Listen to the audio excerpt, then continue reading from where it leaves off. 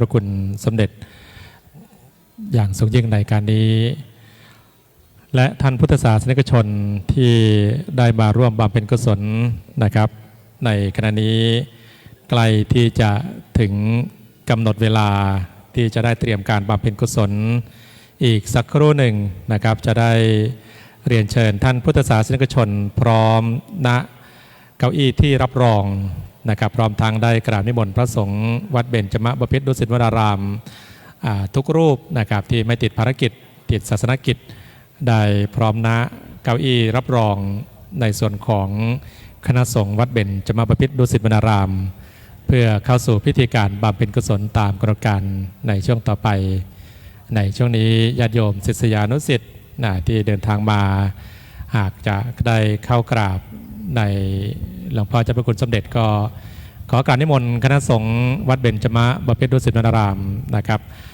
ได้เข้ากราบหลวงพ่อเจ้าพระคุณสมเด็จขอกราบนิมนต์ครับ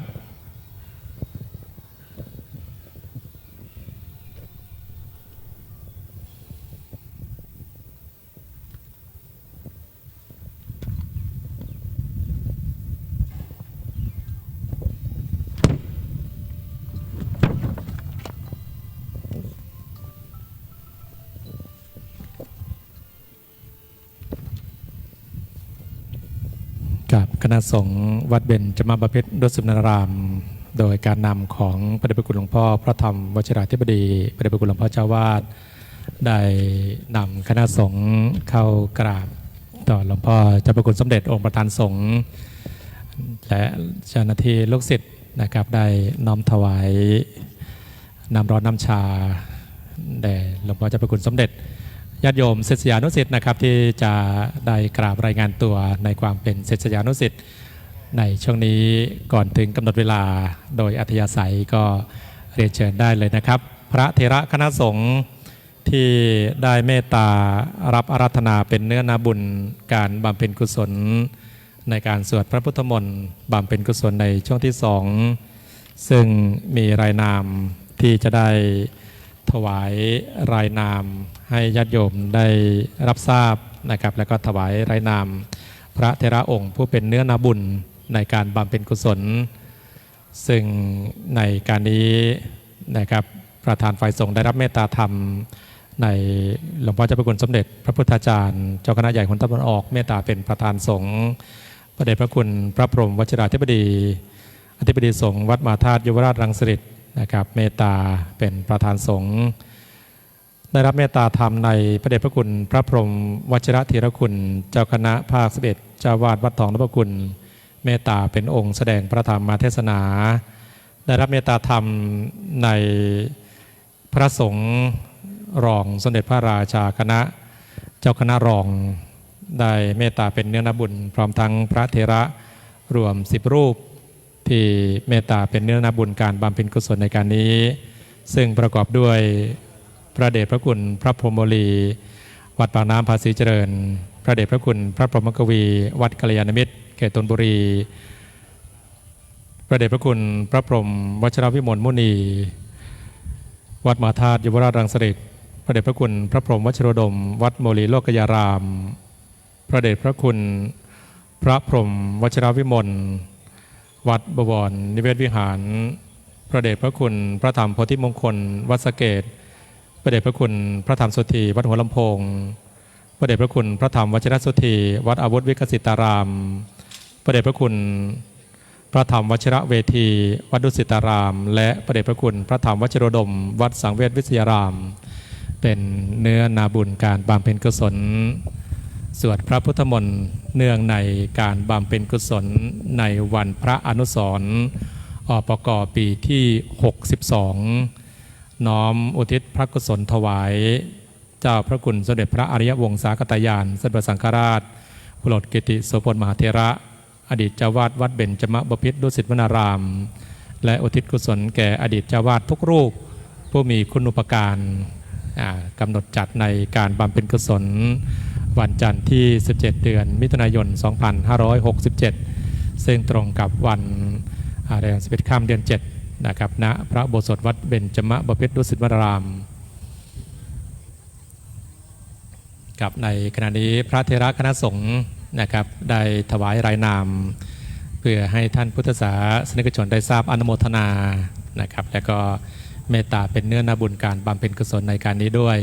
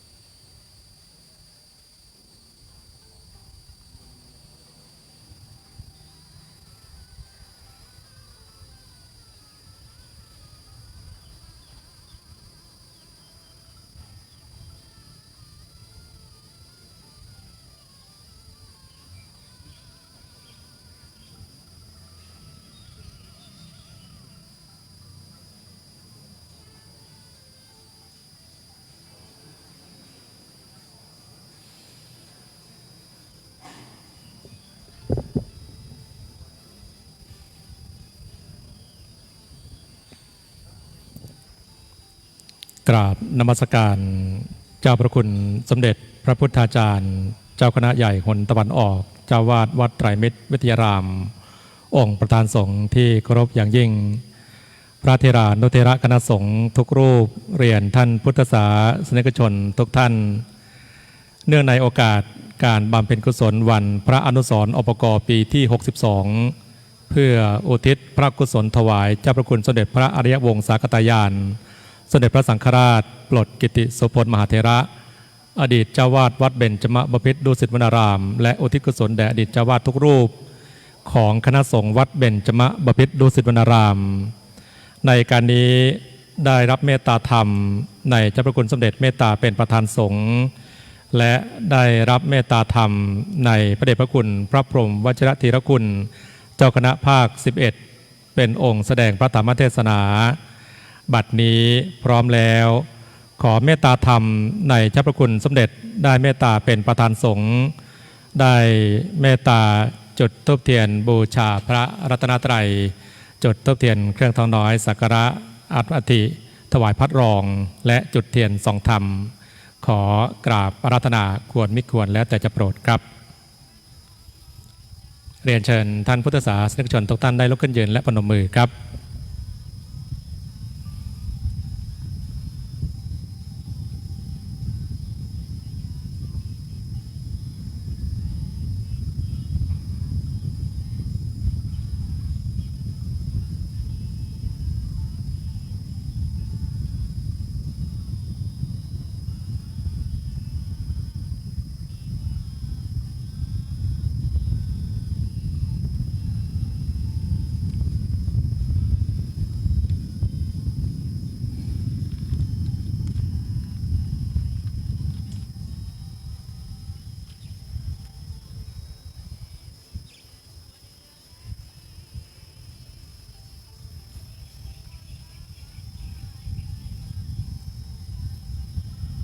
หลวงพ่อเจ้าพระคุณสมเด็จได้เมตตาจุดธูปเทียนบูชาพระรัตนตรัยจุดเครื่องทองน้อยบูชาอัฐิอดีตเจ้าวาดบูรพาจารย์คณะสงฆ์วัดเบญจมบพิตรดุสิตวนาราม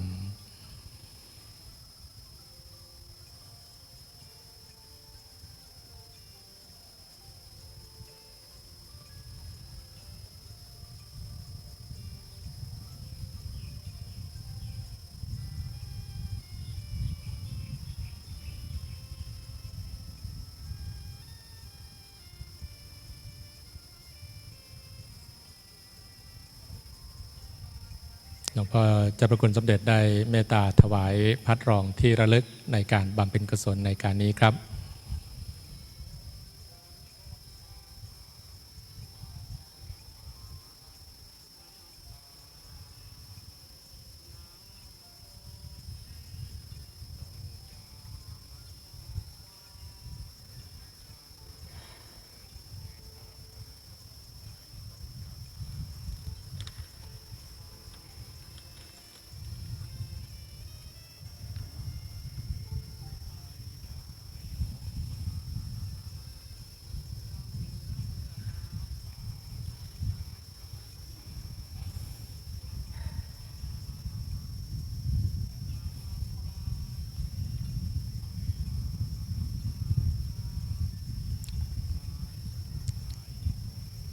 ครับและในการนี้เจ้าพระคุณสมเด็จจักได้จุดเทียนส่องธรรม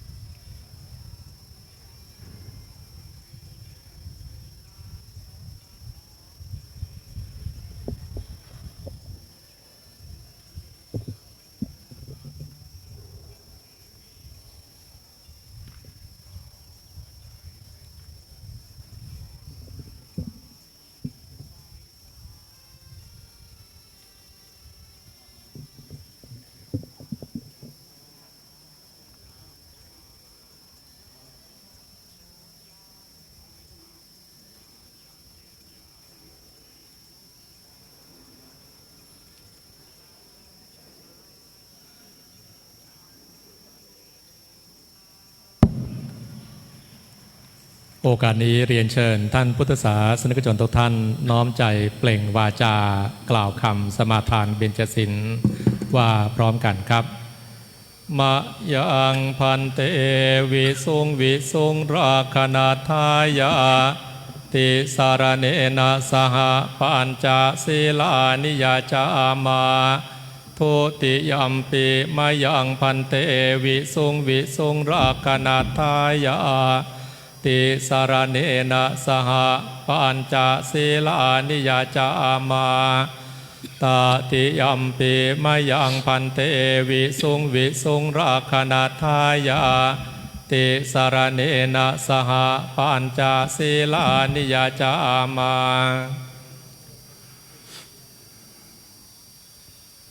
นะโมตัสสะภะคะวะโตอะระหะโตสัมมาสัมพุทธัสสะนะโมตัสสะภะคะวะโตอะระหะโตสัมมาสัมพุทธัสสะนะโมตัสสะภะคะวะโตอะระหะโตสัมมาสัมพุทธัสสะนะโมตัสสะภะคะวะโตอะระหะโตสัมมาสัมพุทธัสสะนะโมตัสสะภะคะวะโตอะระหะโตสัมมาสัมพุทธัสสะนะโมตัสสะภะคะวะโตอะระหะโตสัมมาสัมพุทธัสสะพุทธังสรณังคัจฉามิพุทธังสารนังคัจฉามิธัมมังสรณังคัจฉามิธัมมังสารนังคัจฉามิสังฆังสรณังคัจฉามิสังฆังสารนังคัจฉามิทุติยัมปิพุทธังสรณังคัจฉามิทุติยัมปิพุทธังสารนังคัจฉามิทุติยัมปิธัมมังสรณังคัจฉามิทุติยัมปิธัมมังสารนังคัจฉามิทุติยัมปิสังฆังสรณังคัจฉามิทุติยัมปิสังฆังสารนังคัจฉามิตติยัมปิพุทธังสรณังคัจฉามิตติยัมปิพุทธังสารนังคัจฉามิตติยัมปิธัมมังสรณังคัจฉามิตติยัมปิธัมมังสารนังคัจฉามิตติยัมปิสังฆังสรณังคัจฉามิตติยัมปิสังฆังสารนังคัจฉามิปานาติปาตาเวระมณีสิกขาปะทังสมาธิยามิปานาติปาตาเวระมณีสิกขาปะทังสมาธิยามิอทินนาทานาเวระมณีสิกขาปะทังสมาธิยามิอาทินนาทานาเวระมณีสิกขาปะทังสมาธิยามิกาเมสุมิจฉาจาราเวระมณีสิกขาปะทังสมาธิยามิกาเมสุมิจฉาจาราเวระมณีสิกขาปะทังสมาธิยามิมุสาวาทาเวระมณีสิกขาปะทังสมาธิยามิมุสาวาทาเวระมณีสิกขาปะทังสมาธิยามิสุราเมรยะมัจจปมาทัฏฐานาเวระมณีสิกขาปะทังสมาธิยามิสุราเมรยะมัจจปมาทัฏฐานาเวระมณีสิกขาปะทังสมาธิยามิอิมานิปัญจสิกขาปทานิสีเลนะสุขติงยันติสีเลนะโภคสัมปทาสีเลนะนิพุติงยันติตัสมาสีลังวิโสทะเยโอกาสนี้ขอกราบพระรัตนาเจ้าพระคุณสมเด็จองค์ประธานสงฆ์ได้จุดเครื่องทองน้อยบูชาธรรมขอกราบพระรัตนาควรไม่ควรแล้วแต่จะเมตตาครับ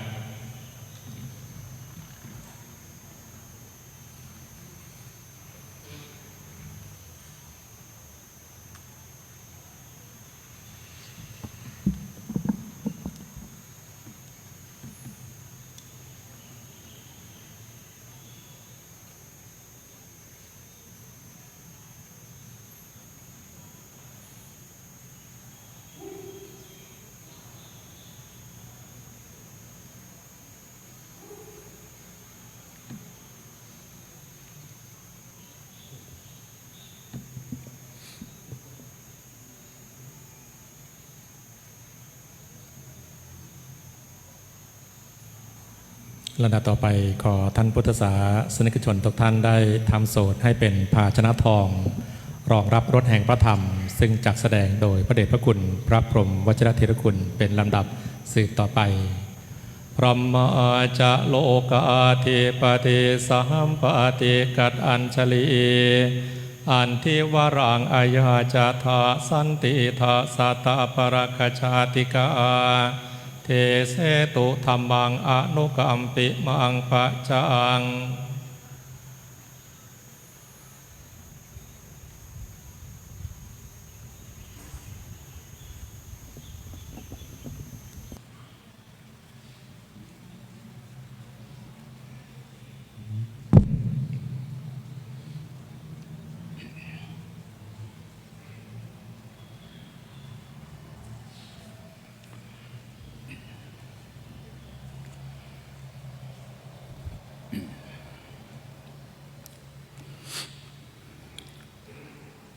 นะโมตัสสะภะคะวะโตอะระหะโตสัมมาสัมพุทธัสสะนะโมตัสสะภะคะวะโตอะระหะโตสัมมาสัมพุทธัสสะ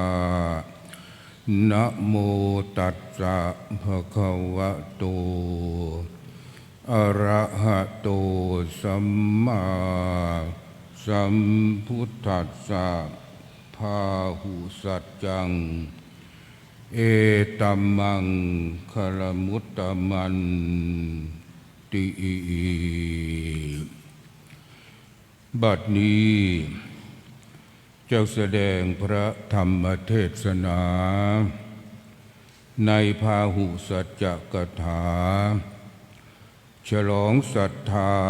ประดับปัญญาบารมีอนุโมทนาใน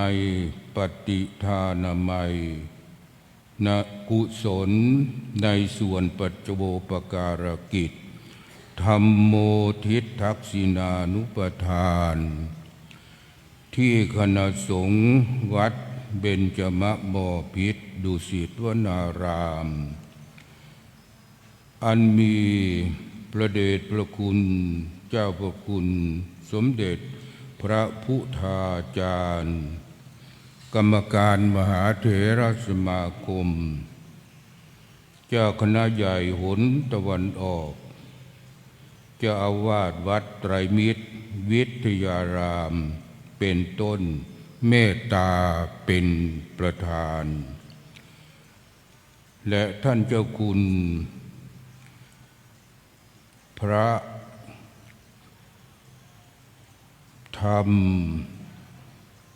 วชิราธิบดีเป็นประธานในการดำเนินการพร้อมด้วยคณะศิษยานุศิษย์คณะญาติมิตรคณะวิสาสิกชนคณะสัมพันธชนคณะท่านผู้มีความเคารพนอบนบนับถือมีสมานฉันท์ร่วมกันจัดทำบำเพ็ญให้เป็นไปเพื่ออุทิศพระกุศลถวายเจ้าพระคุณ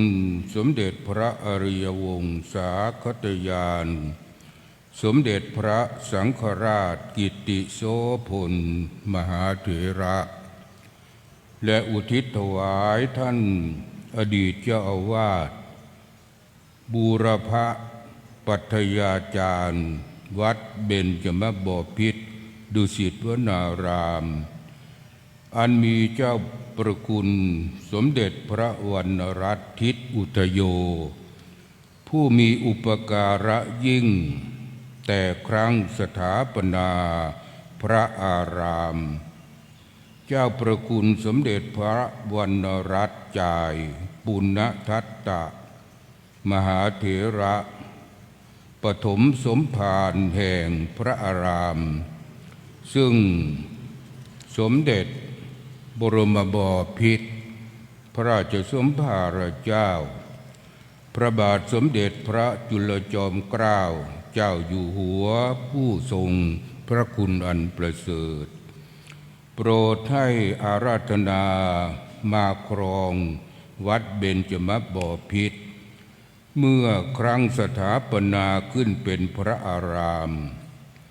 เจ้าพระคุณสมเด็จพระอริยวงศาคตญาณสมเด็จพระสังฆราชโปรดกิตติโสพลมหาเถระเจ้าอาวาสพระองค์ที่สองเจ้าประคุณสมเด็จพระพุทธชินวงศ์สุวรรณโชโตเจ้าอาวาสองค์ที่สามพระพรหมจริยาจารย์สมุทรราชตะวันโนเจ้าอาวาสองค์ที่สี่พระธรรมวโรดมบุญมาคุณสัมปันโนอดีตผู้รักษาการเจ้าอาวาสวัดเบญจมบพิตรพระพุทธบรยานทองสุวรรณสาโรเจ้าอาวาสองค์ที่ห้าด้วยปรารภวันสิ้นพระชนม์ของเจ้าพระคุณสมเด็จพระอริยวงศาคตญาณสมเด็จพระสังฆราชโปรดกิตติโสพลมหาเถระ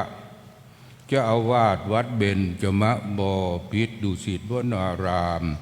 พระองค์ที่สองครบรอบปีที่62เป็นประทัดฐานได้ดำเนินการติดต่อกันมาเป็นนิพัทธกุศลจนมาบรรจบครบปีที่62ในปีนี้ด้วยอำนาจแห่งกตัญญูกตเวทิตาธรรมคารวะธรรมและอปจายนธรรมเป็นที่ตั้งก็การบำเพ็ญกุศลทักษิณานุประทานนั้นกล่าวสั้นๆก็คือการทำบุญนั่นเองหากแต่เป็นการทำบุญพิเศษปรารภเหตุคือความตายและการทำบุญอุทิศให้แก่คนตายการทำบุญอุทิศให้แก่คนตายนี้ถือเป็นกรณียะคือเป็นหน้าที่ที่บุคคลผู้ที่ยังมีชีวิตอยู่จะต้องกระทำบำเพ็ญให้เป็นไปตามโอกาสและกำลังความสามารถการที่เป็นเช่นนี้ก็เพราะเหตุว่ามนุษย์ที่อุบัติมาในโลกนี้ย่อมมีส่วนเกี่ยวข้องมีส่วนเกี่ยวเนื่องมีสายใหญ่สายสัมพันธ์ระหว่างกันและกันทั้งนั้นเริ่มแต่ภายในครอบครัวระหว่างสามีกับภรรยามารดาบิดากับบุตรธิดาตลอดจนครูอาจารย์กับศิษย์ญาติกับญาติมิตรกับมิตรเป็นต้นเมื่อบุคคลใดบุคคลหนึ่งล้มหายตายจากไปสายใยสายสัมพันธ์จะขาดสะบั้นสลายสูญหายไปหรือจะสะดุดหยุดลงด้วยประการใดๆก็หามิได้สายใยสายสัมพันธ์นั้นจะยังคงมีอยู่ปรากฏอยู่ตลอดไปสมเด็จพระอริยวงศาคตญาณสมเด็จพระสังฆราชกิตติโสพลมหาเถระทรงมีพระนามเดิมว่าปรดเกตทัตเป็นชาวกรุงเทพมหานครประสูติเมื่อวันจันทร์แรม13ค่ำเดือน6ปีฉลูเอกศกจุลศักราช1251ตรงกับวันที่27พฤษภาคม2432ณบ้านในตรอกหลังตลาดพาหุรัตน์ติดกับวัดราชบูรณะพระชนกชื่อขุนพิษณุโลกประชานาถ ร่ำเกตทัต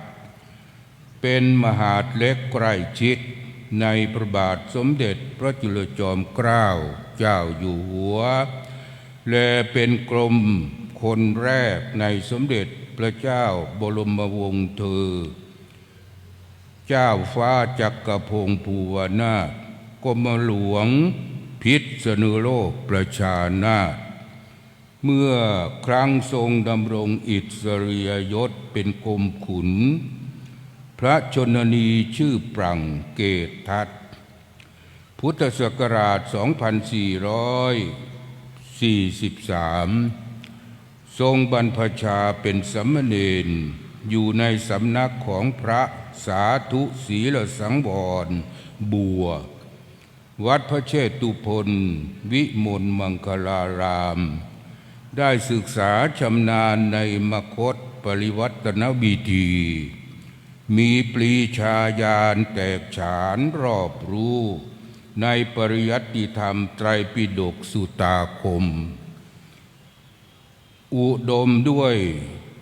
ปัญญาสามารถหลังจากทรงบรรพชาได้3 เดือนทรงเข้าแปลพระปริยัติธรรมสอบไล่ได้เป็นปริญญาธรรม3 ประโยคในสนามหลวงวัดพระศรีรัตนศาสดารามเมื่อเป็นสามเณรมีอายุเพียง12 ปีครั้งนั้นพระบาทสมเด็จพระจุลจอมเกล้าเจ้าอยู่หัวได้เสด็จพระราชดำเนินมาทรงสดับการแปลพระปริยัติธรรมในครั้งนั้นด้วยทรงทอดพระเนตรเห็นสามเณรปลดเข้าแปลได้ประโยคหนึ่งทรงมีรับสั่งว่าเนรเล็กๆก็แปลได้จึงได้ทรงพระกรุณาโปรดให้ย้ายไปอยู่วัดเบญจมบพิตรดุสิตวนารามตั้งแต่วันนั้นและเมื่อได้ย้ายมาอยู่วัดเบญจมบพิตรดุสิตวนารามแล้วได้ทรงศึกษาพระปริยัติธรรมสูงขึ้นตามลำดับและทรงเข้าแปลปริยัติธรรมได้เป็นปริญญา9 ประโยคเมื่อพ.ศ. 2451แต่ครั้งยังเป็นสามเณรนับเป็นอัจฉริยบุรุษหาได้โดยยากพระบาทสมเด็จพระจุลจอมเกล้าเจ้าอยู่หัวทรงพระเมตตาเป็นบรมราชูปถัมภกยกย่องเชิดชูให้เกียรติยศพิเศษนานาประการเช่นเมื่อมีอายุครบอุปสมบทได้ทรงพระกรุณาโปรดให้เป็นนาคหลวงมีเวียนเทียนสมโภชและขบวนแห่จากวัดเบญจมบพิตรถึงวัดพระศรีรัตนศาสดารามทั้งไปและกลับและได้เสด็จพระราชดำเนินด้วยพระองค์เองทั้ง2 วันปรากฏเกียรติยศมโหฬารบรรลือขานกิตติศัพท์ทรงจำกันสืบมาครั้นในรัชกาลต่อมาได้ทรงพระกรุณาโปรดให้เป็นพระราชาคณะตำแหน่งพระศรีวิสุทธิวงศ์พระราชเวทีพระเทพมุนีพระธรรมโกษาจารย์ตามลำดับมาก็สังวรรักษาสมณคุณสมบัติและขนบธรรมเนียมประเพณีราชการมาเรียบร้อยด้วยดีมีพรหมจริยวัตรศีลสมาจารสมบูรณ์บริสุทธิ์ประกอบพุทธศาสนกิจเป็นอัตตาอัตหิตปรหิตปัญจัญญาอันไพศาลพ.ศ. 2482จึงได้รับการสถาปนาเป็นพระราชาคณะ ตำแหน่งเจ้าคณะรองหนกลางที่พระพรหมมุนี และในปีพ.ศ. 2490 พระพรหมมุนีปฏิบัติตนเป็นพระเถระผู้มีอัธยาศัยตั้งมั่นในพรหมวิหารธรรมโดยสมณกัปปมัลลยาตเป็นพ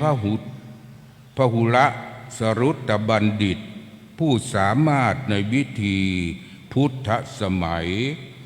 ได้ประกอบกรณียกิจเป็นหิตานุหิตประโยชน์จึงทรงสถาปนาเป็นสมเด็จพระราชาคณะที่สมเด็จพระวรรณรัตน์เมื่อคราวที่พระบาทสมเด็จพระมหาภูมิพลอดุลยเดชมหาราชบรมนาถบพิตรทรงผนวดในปีพ.ศ. 2499 ได้เป็นพระราชอนุสาวนาจารย์มีคุณูปการแด่พระองค์ในคราวทรงผนวดในส่วนการปริยัติศึกษาได้เป็นแม่กองบาลีสนามหลวงในการบริหารได้ดำรงตำแหน่งเจ้าอาวาสวัดเบญจมบพิตรมาตั้งแต่พ.ศ. 2471 ดำรงตำแหน่งสังฆมนตรีว่าการองค์การศึกษาดำรงตำแหน่งสังฆนายกว่าการปกครองตามลำดับได้รับภาระปฏิบัติดำเนินการด้วยอุตสาหะวิริยะปรีชาสามารถและตั้งอยู่ในฐานะครุฐานียบุคคลแห่งองค์พระมหากษัตริย์จนได้รับสถาปนาขึ้นเป็นสมเด็จพระสังฆราชสกลมหาสังฆปรินายกประธานาธิบดีแห่งสังฆมณฑลพระองค์ที่14แห่งกรุงรัตนโกสินทร์เมื่อปีพ.ศ. 2503 ทรงดำรงพระองค์เป็นศรีสุภมงคลแห่งบวรพุทธศาสนาตลอดพระชนในการพระอารามนั้นโดยที่วัดเบญจมบพิตรเป็นพระอารามหลวงชั้นเอกชนิดราชวรวิหาร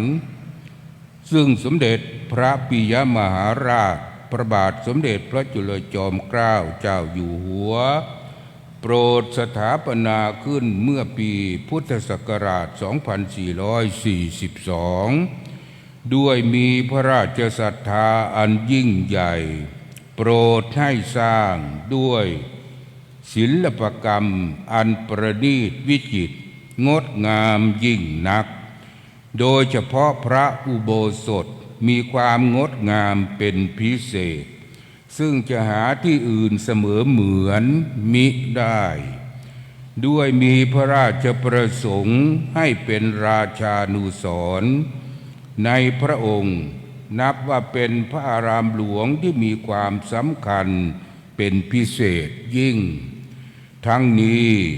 ย่อมตกเป็นภาระหนักแก่เจ้าอาวาสในการที่จะต้องรักษาถาวรวัตถุเหล่านั้นมิให้ชำรุดทรุดโทรมเสียหายเจ้าพระคุณสมเด็จพระสังฆราชพระองค์นั้นรวมถึงอดีตเจ้าอาวาสในการผ่านมาก็ปรากฏว่าได้เอาใจใส่ดูแลระวังรักษาถาวรวัตถุต่างๆในพระอารามให้มีสภาพสะอาดเรียบร้อยงดงามดำรงอยู่ในสภาพที่มั่นคงถาวรทั้งได้เอาใจใส่จัดการบูรณะปฏิสังขรณ์ให้กลับมีสภาพดีตามเดิมปรากฏเป็นที่เจริญศรัทธาประสาทะของประชาชนชาวไทยและชาวต่างประเทศ บรรดาที่ได้มาพบเห็นตลอดการเนืองนิดนับได้ว่าเจ้าประคุณสมเด็จพระสังฆราชกิติโสพลมหาเถระท่านอดีตเจ้าอาวาสบูรพปัทยาจารย์ในการก่อนเป็นผู้ทรงคุณปรีชาสามารถในการปกครองพระอารามหลวงซึ่งมีความสำคัญยิ่งดังกล่าวสมพระราชประสงค์แห่งองค์ผู้สถาปนาพระอารามนี้โดยแท้อาศัยพระคุณสมบัติดังได้วิสัชนามาโดยสังเขปนี้ถือว่าเป็นประโยชน์อย่างดีในทางพระพุทธศาสนาจัดว่าท่านเป็นธีระคือนักปราชญ์ด้วยเป็นผู้ฉลาดคือบัณฑิตด้วยเจ้าพระคุณสมเด็จพระอริยวงศาคตญาณสมเด็จพระสังฆราชกิติโสพลมหาเถระได้ทรงเป็นทั้งธีระคือนักปราชญ์เป็นทั้งบัณฑิตคือผู้ฉลาดอย่างนี้ก็เพราะอาศัยพาหุสัจจะพระคุณลักษณะของพระองค์จึงตรงกับพระบาลีในมงคลสูตรที่ได้ยกมาเป็นบทกระทู้เทศนาว่าพาหุสัจจังเอตัมมังคลมุตตมังแปลความว่าพาหุสัจจะเป็นมงคลอันสูงสุดประการหนึ่งดังนี้คำว่าพาหุสัจจะโดยพยัญชนะแปลว่าความเป็นผู้ได้ยินได้ฟังมากโดยอรรถะหมายถึงความคงแก่เรียนคำว่าได้ยินได้ฟังนั้นหมายถึงการเรียนโดยตรงผู้เรียนรู้มากก็คือคนคงแก่เรียนมากความคงแก่เรียนจึงหมายถึงการศึกษาเล่าเรียนมามากทั้งทางคดีโลกทั้งทางคดีธรรมโลกจะเจริญเพราะมีการศึกษาแท้โลกจะเสื่อมเพราะมีการศึกษาไม่แท้แม้ทางพระพุทธศาสนาก็เช่นกันจะเจริญรุ่งเรืองก็อยู่ที่การศึกษาแท้จะเสื่อมก็อยู่ที่มีการศึกษาไม่แท้การรับเอาความรู้เข้ามาไว้ในตัวเราและการนำเอาสมรรถภาพที่มีอยู่ในตัวเราออกมาแสดงให้ปรากฏด้วยการกระทำและการปฏิบัติเรียกว่าการศึกษาตัวอย่างเช่นพุทธิศึกษาหมายถึงการฝึกหัดสมองซึ่งเป็นที่สถิตแห่งความรู้ความคิดให้กล้าแข็ง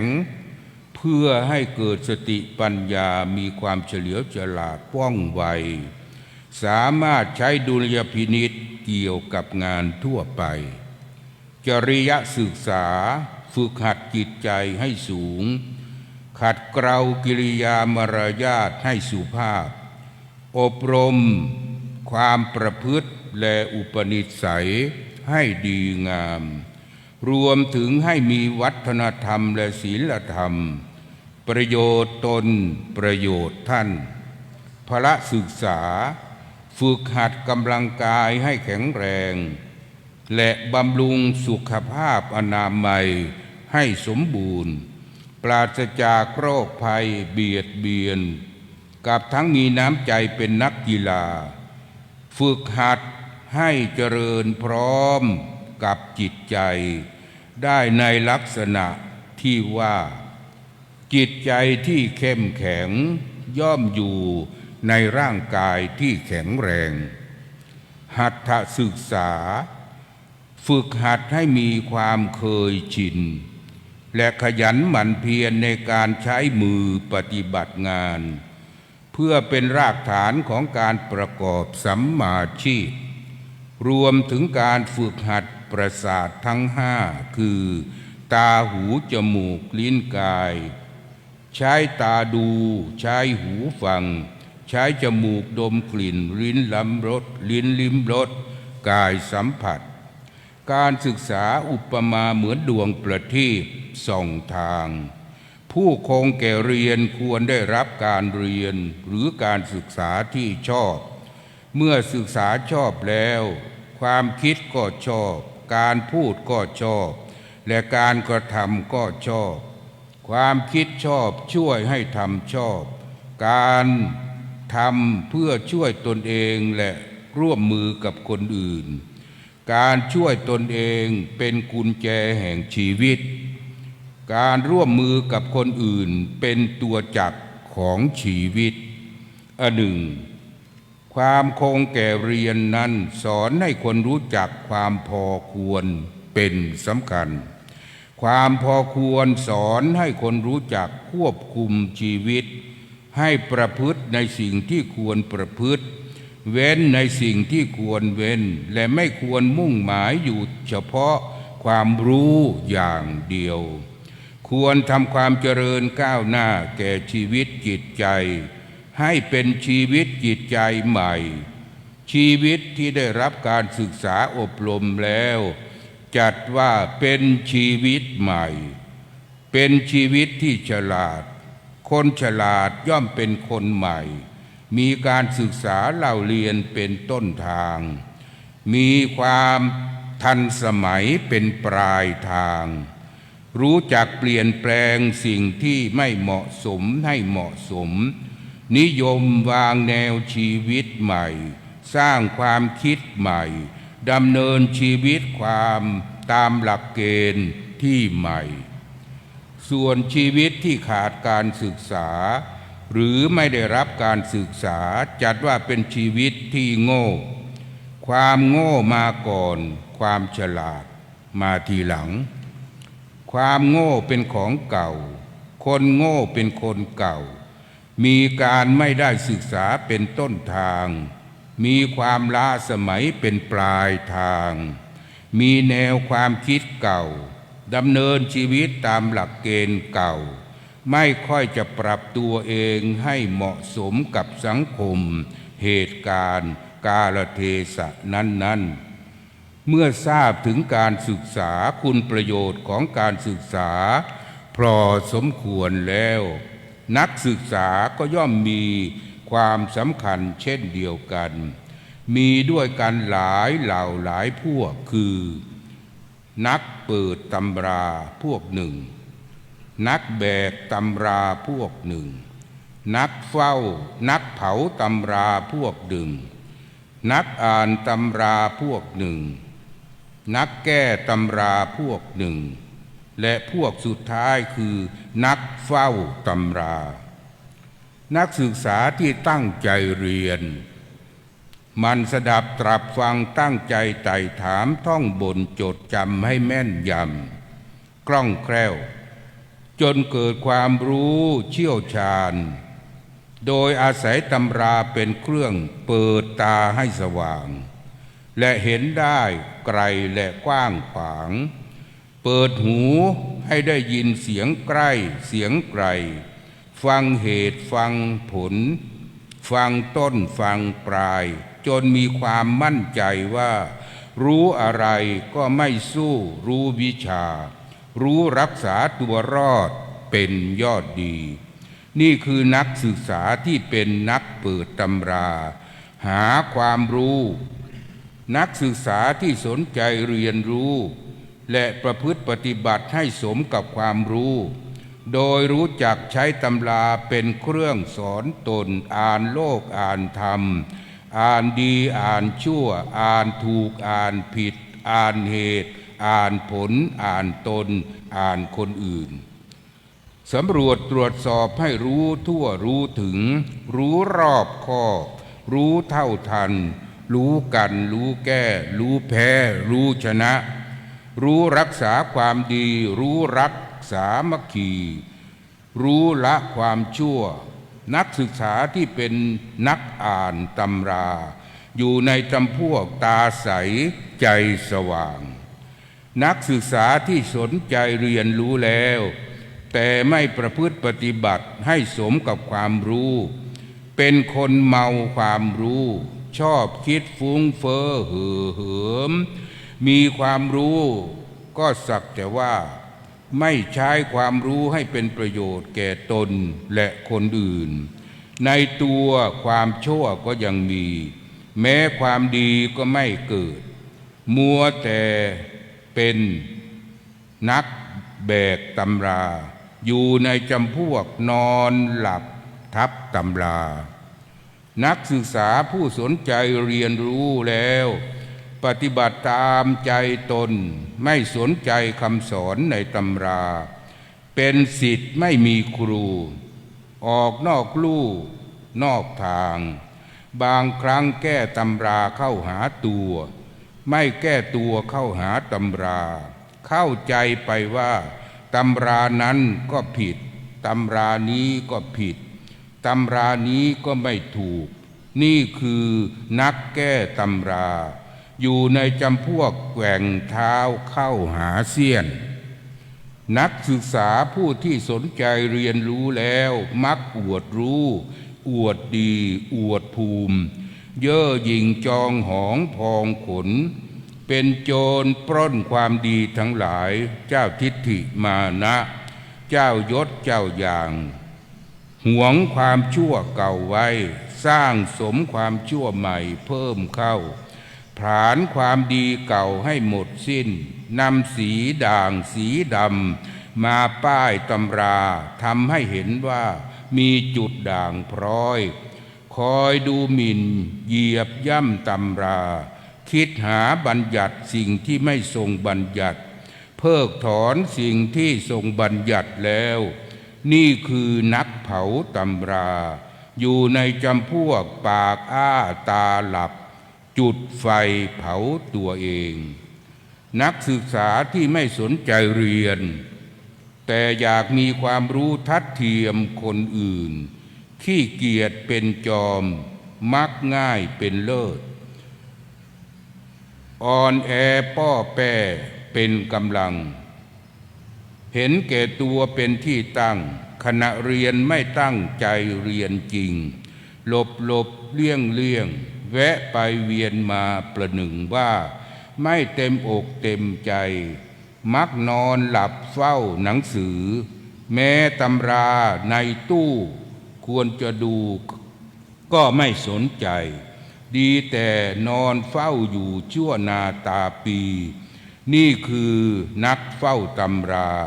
อยู่ในจำพวกกบเฝ้ากอบัวจะต้องโง่เง่าดักดานตลอดไปบรรดานักศึกษา6 จำพวกนี้นักเปิดตำรากับนักอ่านตำราเป็นนักศึกษาแท้ชื่อว่าเป็นมงคลเป็นเสน่ห์ชนะน้ำใจผู้ในทางสุจริตไม่เอาเปรียบมนุษย์ไม่เห็นประโยชน์ตนเป็นสำคัญจะทำอะไรก็เห็นอกเห็นใจกันยึดหลักการเก็บดอกบัวเป็นมาตรฐานคือให้บัวไม่ช้ำน้ำไม่ขุ่นหรือทำนองแมลงพึ่งเคล้าคลึงเกสรเอารสดอกของดอกไม้ไม่ทำให้ดอกไม้ต้องช้ำอับเฉาเลือกดำเนินการตามวิถีทางที่ถูกต้องเหมาะสมเพื่อความดำรงชีพอยู่ด้วยความร่มเย็นเป็นสุขการเรียนของนักศึกษาดังกล่าวนี้จึงชื่อว่าเป็นมงคลเพราะเป็นเหตุเจริญก้าวหน้าแห่งชีวิตส่วนนักแบกตำรานักแก้ตำรานักเผาตำราและนักเฝ้าตำราเป็นนักศึกษาที่ไม่แท้เพราะมีความรู้ความฉลาดแกมโกงโง่แกมหยิ่งใช้ความรู้ไปในทางที่ผิดแม้จะเป็นการทรยศหรือทุจริตก็ต่อหน้าที่การงานและศีลธรรมก็ยอมพร้อมที่จะกอบโกยไว้จนล้นเหลือไม่คำนึงถึงความเป็นธรรมในสังคมดังนั้น นักศึกษาจึงจำต้องฟัง ฟังแล้วต้องคิด คิดแล้วสงสัยให้ถาม ถามแล้วให้จารึกบันทึกจดจำไว้ การเรียนการศึกษาจึงจะดำเนินไปโดยสะดวกและส่งเสริมให้ผู้ศึกษาได้รู้หลักนักปราชญ์ดังที่บัณฑิตได้ประกาศเป็นคาถาประพันธ์ว่าสุจิปุรินิมุตโตวินิมุตโตกถังโสปันดิโตภเวสุจิปุริสัมปันโนปันดิโตติปวุจจติแปลความว่าท่านผู้ปราศจากสุจิปุริเสียแล้วจะพึงเป็นนักปราชญ์ได้อย่างไรส่วนท่านผู้สมบูรณ์ด้วยสุจิปุริครบถ้วนแล้วจึงเรียกว่าเป็นบัณฑิตได้ดังนี้อันหนึ่งพาหุสัจจะความคงแก่เรียนหรือความเป็นผู้ได้ยินได้ฟังมากหากจะคงรูปศัพท์ไว้เป็นที่เข้าใจง่ายก็คือพหูสูตรหมายถึงผู้ฟังมากไม่ใช่ฟังเพียงอย่างเดียวฟังแล้วจะต้องคิดคิดแล้วสงสัยไต่ถามถามแล้วให้จารึกบันทึกจดจำและนำไปปฏิบัติการเรียนการศึกษาจึงจะดำเนินไปโดยสะดวกส่งผลให้บุคคลเป็นนักปราชญ์เป็นบัณฑิตเป็นพหูสูตรได้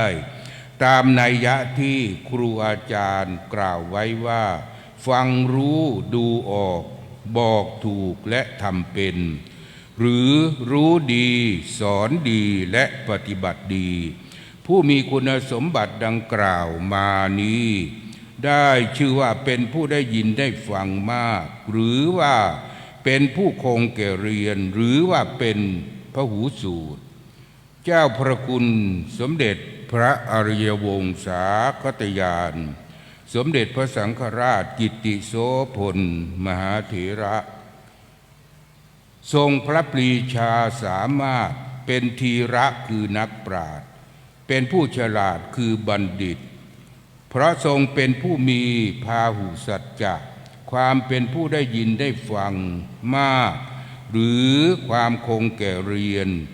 ทรงภาคเพียรศึกษาเล่าเรียนสัพพวิทยาการจนมีความรู้ทั้งสามระดับคือทรงรู้จำทรงรู้แจ้งและทรงรู้แทงตลอดทรงรับรู้เรียนรู้และรอบรู้ในหลักการวิธีการปฏิบัติการและสิทธิการจนเชี่ยวชาญนำมาบริหารจัดการปกครองคณะสงฆ์ไม่ว่าจะเป็นการปกครองการศึกษาการเผยแผ่การสาธารณูปการการศึกษาการสาธารณสงเคราะห์การศึกษาสงเคราะห์เป็นต้นตลอดจนการพระศาสนาด้านอื่นๆทรงมีส่วนในการบำรุงรักษาและพัฒนาให้เจริญก้าวหน้ามาตามลำดับจึงนับได้ว่าพาหุสัจจะของพระองค์รวมถึงบูรพปัทยาจารย์อดีตเจ้าอาวาสทุกรูปเป็นอุดมมงคลอย่างสูงสุดในแผ่นดินไม่สูญสิ้นเป็นอมตะตลอดกาลนานรวมถึงคุณประโยชน์อันไพศาลที่บูรพคณาจารย์ผู้มีอุปการะต่อพระอารามแห่งนี้ได้สร้างได้เสริมสืบต่อกันมาหาได้จืดจางลางเลือนไปไม่ยังคงสถิตในจิตใจของคณะสงฆ์อันมีท่านเจ้าอาวาสรูปปัจจุบันเป็นต้นอย่างมั่นคงท่านอดีตเจ้าอาวาสวัดเบญจมบพิตรดุสิตวนารามทุกรูปล้วนแต่เป็นพระเถระผู้ทรงวิทยาทรงปัญญาทรงศีลทรงธรรมทรงฤทธิ์ทรงเดชเป็นนักปกครองนักบริหารนักการศึกษานักการเผยแผ่เป็นผู้ให้ผู้เสียสละเป็นสมณะผู้มีกายวาจาใจสงบ เป็นที่เคารพนับถือเชิดชูบูชาของคณะศิษยานุศิษย์ทั้งฝ่ายบรรพชิตและฝ่ายคฤหัสถ์โดยไม่เลือนลางจางหายนิมิตหมายแห่งความดียังมีปรากฏกับทั้งคำสอนของท่านอดีตเจ้าอาวาสยังเป็นอมตะพจน์ปรากฏมั่นอยู่ในจิตใจของคณะศิษย์ผู้มีมโนธรรมคือความกตัญญูกตเวทีเพราะข้าที่พระเดชพระคุณท่านอดีตเจ้าอาวาสเป็นปูชนียบุคคลผู้ควรแก่การบูชาสักการะด้วยความสนิทใจโดยแท้ด้วยเหตุนี้คณะสงฆ์เมื่อมาหวนลำลึกถึงพระกรณียกิจและคุณูปการของบูรพคณาจารย์ดังกล่าวจึงจัดให้มีการบำเพ็ญกุศลด้วยน้ำจิตอันประกอบด้วยกตัญญูกตเวทิตาธรรมเป็นประจำทุกปีมิว่างเว้นเป็นการสนองพระเดชพระคุณสนองคุณด้วยบุญกุศลทักษิณานุปทานเป็นการรักษาสายใยสายสัมพันธ์มิให้ขาดสะบั้นสูญหายไปกับทั้งเป็นการเตือนใจให้ผู้อยู่เบื้องหลังได้รับรู้รับเห็นและรับธรรมนำเป็นตัวอย่างสืบไปอิมินากตะปุญเยนะขออำนาจแห่งกุศลทักษิณานุปทานกิจที่คณะศิษยานุศิษย์อันมีพระเดชพระคุณท่านเจ้าคุณพระธรรมวชิราธิบดีเป็นต้นเป็นประธานและได้รับเมตตาธรรมจากพระเดชพระคุณท่านเจ้าพระคุณสมเด็จพระพุทธาจารย์มาเป็นประธานในที่ประชุมนี้ได้มีสมานฉันท์พร้อมกันกระทำบำเพ็ญเป็นปีที่62โดยปรารภวันสิ้นพระชนม์ของเจ้าพระคุณสมเด็จพระอริยวงศาคตญาณสมเด็จพระสังฆราชกิตติโสพลมหาเถระเจ้าอาวาสวัดเบญจมบพิตรดุสิตวนารามพระองค์ที่2ครบรอบปีที่62เป็นกำหนดได้บำเพ็ญอุทิศถวายท่านอดีตเจ้าอาวาสทั้งหลายในวาระนี้อุณเตอุทกังวุฒถังอันว่าเมล็ดฝนที่หล่นลงจากฟากฟ้านภาอากาศเวหาดสมณฑลย่อมไหลล้นท้นไปในที่รุ่มชั้นใดเอวเมวะอิโตทินนังเปตานังอุปกัปปติขอกุศลทั้งปวงนี้จงสำเร็จเป็นวิบากกราสีเป็นบุญยะนฤทีแม่น้ำคือบุญไหลล้นท้นไปสู่ดวงจิตดวงใจอำนวยสุขสมบัติแด่เจ้าพระคุณสมเด็จพระอริยวงศาคตญาณสมเด็จพระสังฆราชพระองค์นั้นและบูรพอุปัฏยาจารย์อดีตเจ้าอาวาสวัดเบญจมบพิตรดุสิตวนารามตามคติวิสัยในสัมปรายภพสมดังมโนปณิธานเจตนาปรารภจงทุกประการรับประทานแสดงพระธรรมเทศนาในพาหุสัจจกถาฉลองศรัทธาประดับปัญญาบารมียุติลงเอวังก็มีด้วยประการฉนี้สาธุ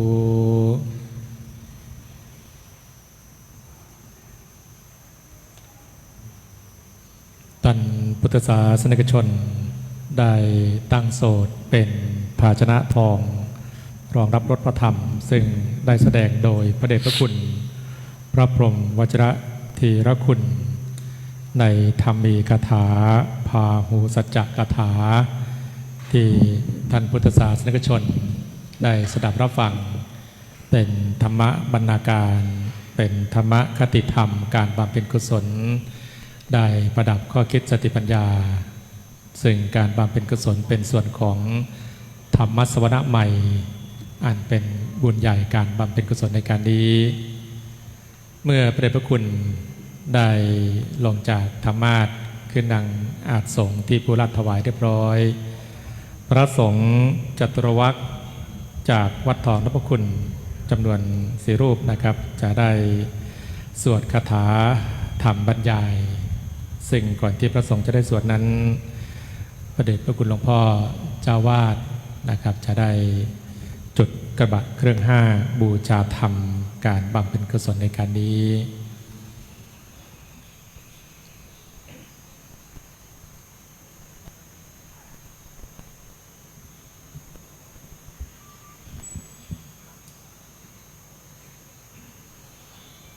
ครับในการนี้พระเดชพระคุณพระธรรมวชิราธิบดี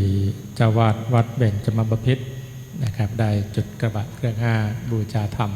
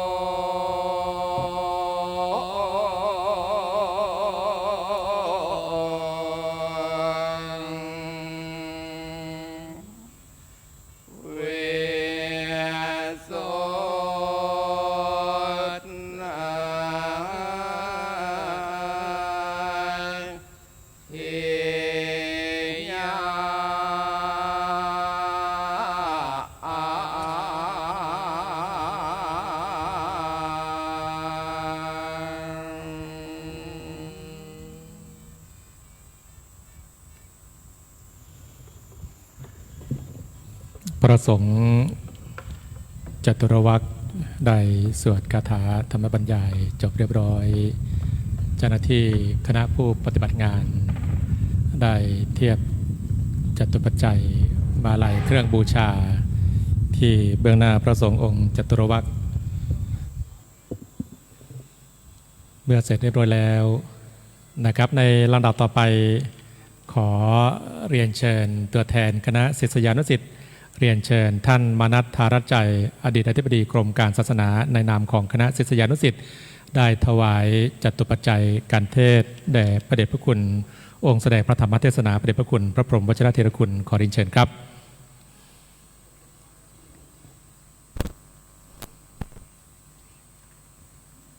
ครับในการนี้ท่านพุทธศาสนิกชนได้อนุโมทนาบุญรวมกับท่านมานัส ธารัจใจผู้แทนคณะศิษยานุศิษย์ในการน้อมถวายจตุปัจจัยทายธรรมในการบำเพ็ญกุศลธรรมสวัสนัยโดยพระเดชพระคุณหลวงพ่อพระพรหมวชิรเถรคุณองค์แสดงพระธรรมเทศนาได้ประนมมือน้อมอนุโมทนาในบุญร่วมกันครับ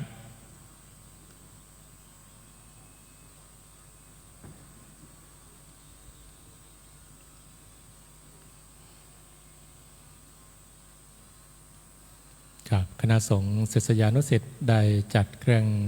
การเทศบูชาการเทศอย่างงดงามในการบำเพ็ญกุศลครับเมื่อท่านประธานนะครับทั้งฝ่ายคฤหัสถ์และก็ฝ่ายสงฆ์นะครับในการบำเพ็ญกุศลประกอบพิธีการครับในระดับต่อไปจะขออนุญาตเรียนเชิญท่านผู้มีเกียรติ4ท่านน้อมถวายจตุปัจจัยมาลัยดอกไม้เครื่องบูชาดังนี้ครับเรียนเชิญท่านรองศาสตราจารย์ดร.นายแพทย์พิทยาจารุพูลผลประธานมูลนิธิเบญจมาบพิตรเรียนเชิญคุณจิรศักดิ์มณทัศน์เล่นเรียนเชิญคุณปัญญาวัฒนปรีดาและเรียนเชิญคุณสมบัติดุลนกิจได้น้อมถวายจตุปัจจัยทายธรรมขอเรียนเชิญครับ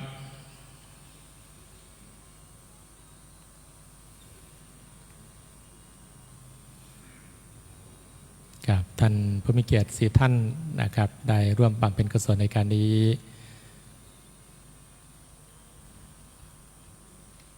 ครับกิจการงานคณะสงฆ์นะครับโดยคณะอุบาสกอุบาสิกาได้ถวายอุปถัมภ์ขับเคลื่อน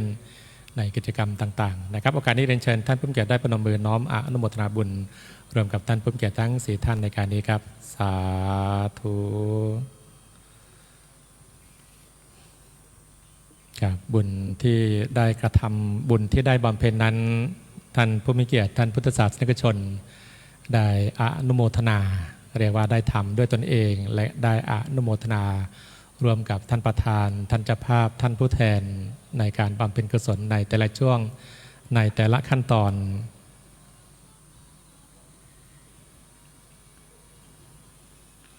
ต่อจากการน้อมถวายจตุปัจจัยทายธรรมแล้วต่อไปจากได้บำเพ็ญกุศลทอดผ้าไตรบังสกุลการนี้พิธีการบำเพ็ญกุศลได้รับเมตตาธรรมในเจ้าพระคุณสมเด็จพระพุทธจารย์เมตตาเป็นประธานขอกราบพระพัฒนาหลวงพ่อเจ้าพระคุณสมเด็จได้เมตตาบำเพ็ญกุศลทอดผ้าไตรบังสกุลในการนี้ควรไม่ควรแล้วแต่จะโปรดครับครับเรียนเชิญท่านพุทธศาสนิกชนได้ลุกขึ้นยืนในช่วงที่หลวงพ่อเจ้าพระคุณสมเด็จได้บำเพ็ญกุศล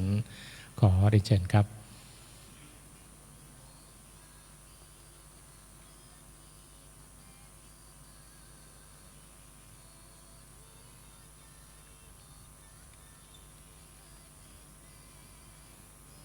ครับหลวงพ่อเจ้าพระคุณสมเด็จได้เมตตาให้พระเดชพระคุณหลวงพ่อพระธรรมวชิราธิบดีหลวงพ่อเจ้าวาดร่วมบำเพ็ญกุศลทอดผ้าไตรบังสกุลในการนี้ด้วยครับ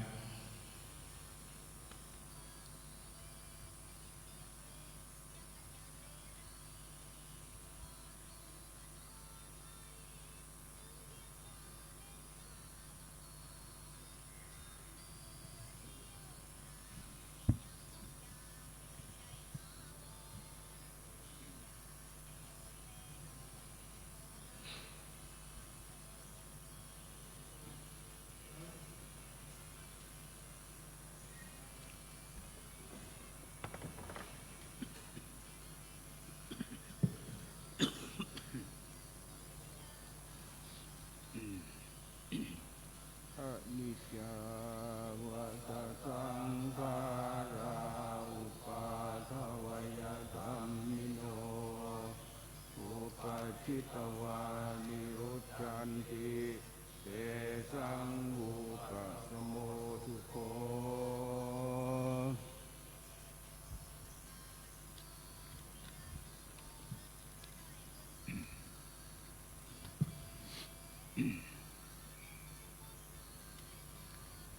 ยะถาวาริวหาปุราปริปุเรนติสากรังเอวเมวะอิโตทินังเปตานังอุปกัปปติอิจิตังปฏิตังตุมหังกิปะเมวะสมิจจตุสัพเพปูเรนตุสังกปาจันโทปนรโสยะถามณิโชติระโสยะถาวิวาจันตุสัพพะโลกโควินาศตุเตภวั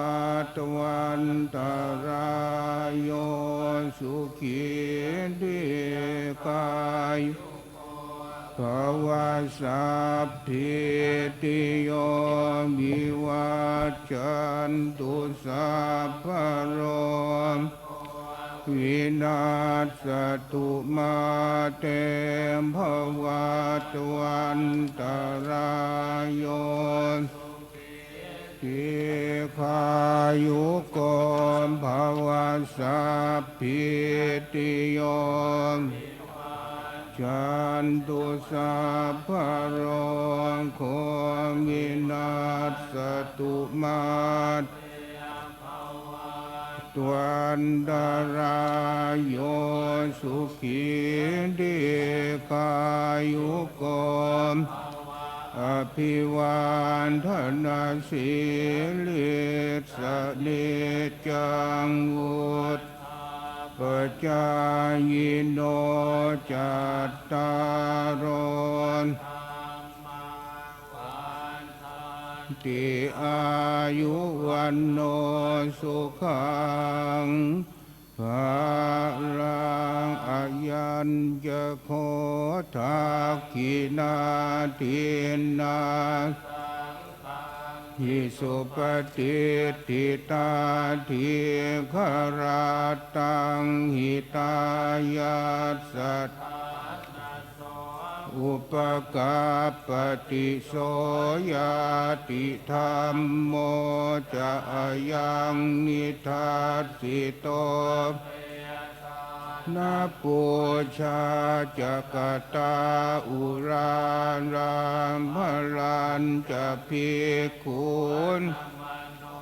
ปทินนางตุมเหหิปุญญังอนาปกันติภวตุสัพพมังคลัง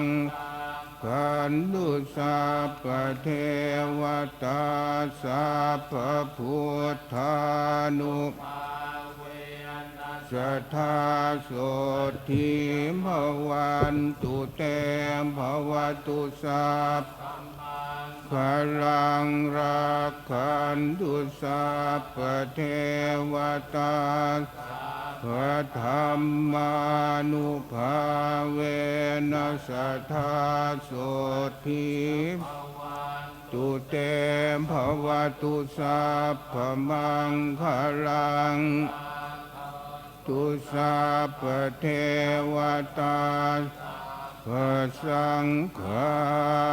นุภาเวนัสสัทธาโสทิภาวันตุเต สาธุพิธีการบำเพ็ญกุศลแสดงประธรรมเทศนาส่วนธรรมสวรรค์ใหม่ในส่วนที่หนึ่งของการบำเพ็ญกุศลนะครับได้ครบถ้วนเรียบร้อยทุกประการนะครับในการนี้ได้รับเมตตาธรรมในพระเดชพระคุณพระพรหมวชิรธีรคุณ แสดงพระธรรมเทศนาและพระสงฆ์จตุรวรรษได้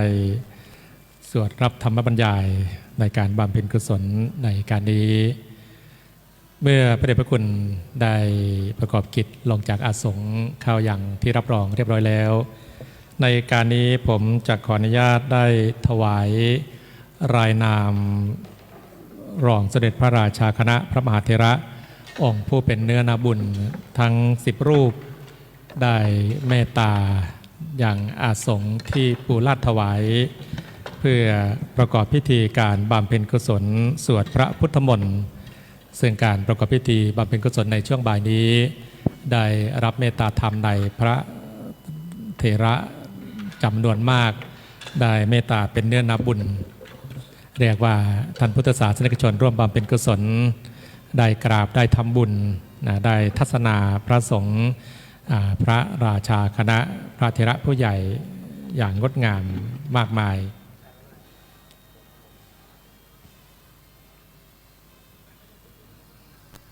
ครับในลำดับต่อไปกระผมขออนุญาตได้ถวายรายนาม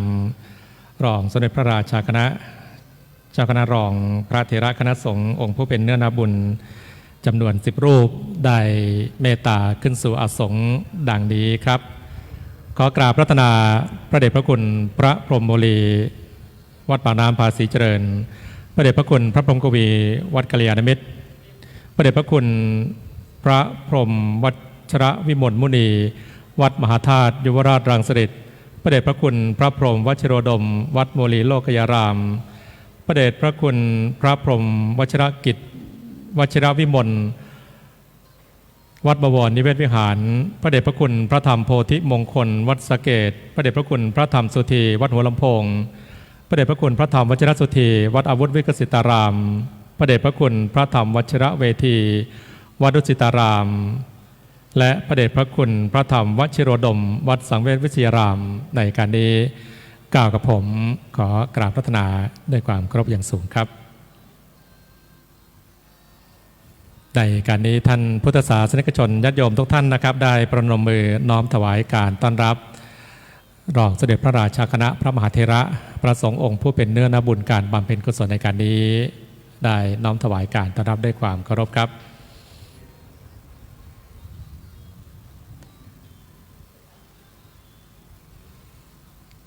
ครับดังได้เรียนท่านพุทธศาสนิกชนว่าวันนี้เมตตาธรรมในพระมหาเถระ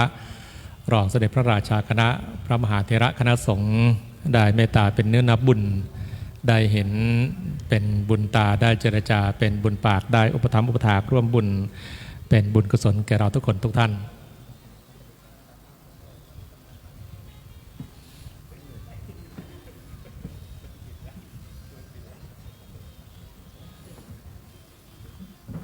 ครับสำหรับท่านพุทธศาสนิกชนที่ร่วมบำเพ็ญกุศล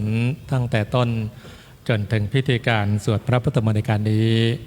ก็จะเป็นพิธีการในขั้นตอนช่วงที่2ต่อจากการแสดงพระธรรมเทศนาซึ่งบัดนี้เจ้าหน้าที่กรมการศาสนาคณะศิษยานุศิษย์ผู้ถวายงานอันเป็นความงดงามในธรรมเนียมปฏิบัติในด้านพิธีสงฆ์ถวายการรับรองด้วยน้ำร้อนน้ำชาแด่พระเดชพระคุณท่านนะครับเมื่อเสร็จสมบูรณ์และเรียบร้อยแล้วจักได้อาราธนาพระสงฆ์ทั้งนั้นได้สวดพระพุทธมนต์สืบต่อไป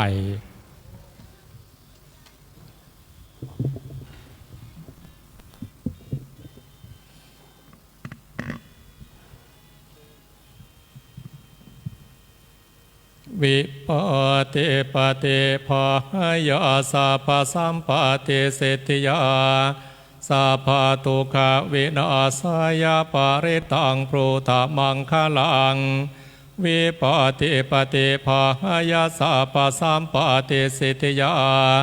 สัพพปยวินาศายาปาริตังปรุธามังคลังวิปติปฏิภาหยาสัพพสัมปติสิทธิยาสัพพโรควินาศายาปาริตังปรุธามังคลังนะโมตัสสะภะคะวะโตอะระหะโตสัมมาสัมพุทธัสสะนะโมตัสสะภะคะว โตอะระหะโตสัมมา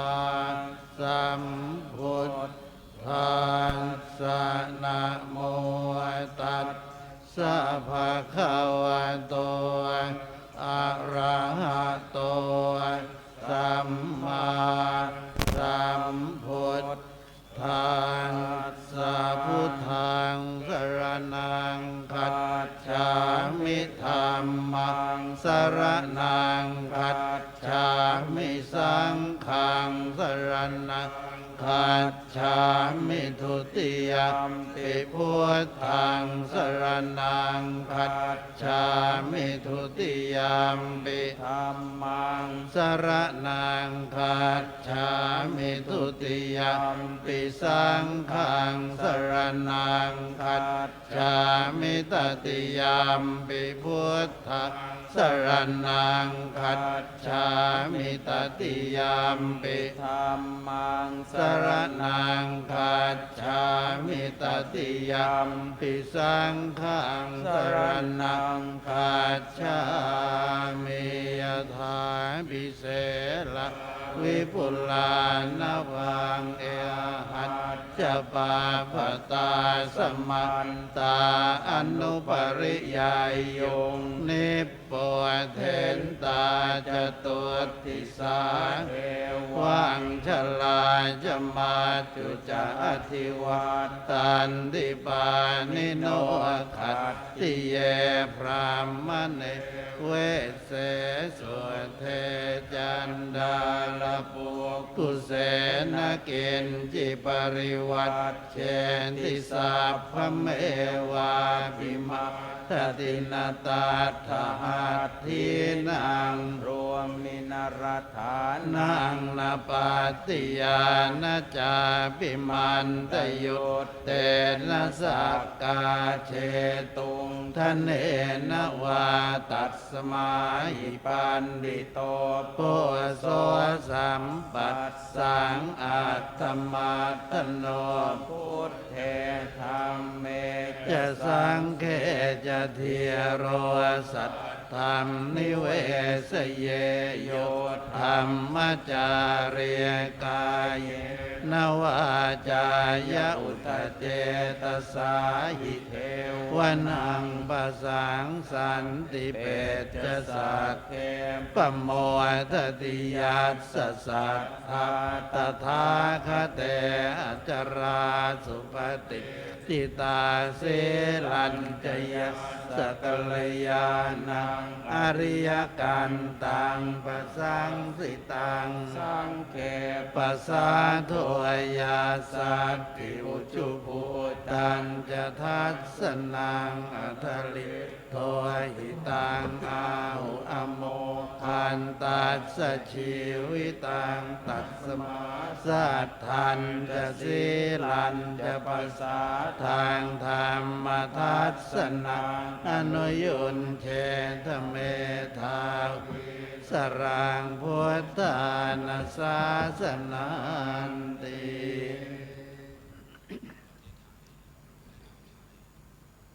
ยังเวนิพพานญาณัสสะญาณังปุเพปวัต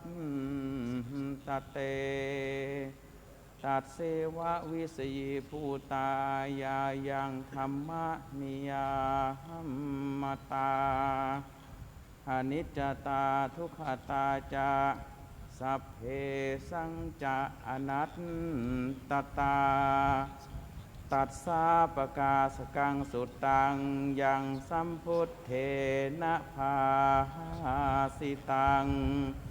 สาธุนังยานาจาเรนะยะธาพุทเทนะเทสิตังโยนิโสปฏิปัตตยัตถัง ตังสุตันตังพนามเส เอวเมสุตังเอกังสมัยยะภะคะวาสาวะทิยังวิหารติเชตวันเนอนาถปิณฑิกาสะอาราเมตาตระโคภะคะวาภิกขุอามันเตสิภิกขโวติปทานเตติเตภิกขุภะคะวะโตปัสสิโสสงภะคะวาเอตทะโวจาปันทาวะภิกขเวตถาคตานังอนุปปาทาวะตถาคตานังทิตาวสาธาตุธรรมาทิตตาธรรมนิยามตาสัพเพสังขาราทุนิจจาติตังตถาคตโตอภิสัมพุทธติอภิสัมเมติอภิสัมพุทธิตวาอภิสัมเมตตวาอาเจคติเทเสติปัญญเปติปัตถเปติวิวรติวิภัชติอุตตาเนกโรติสัพเพสังขาราอนิจจาติยอุปาทาวาภิกขเว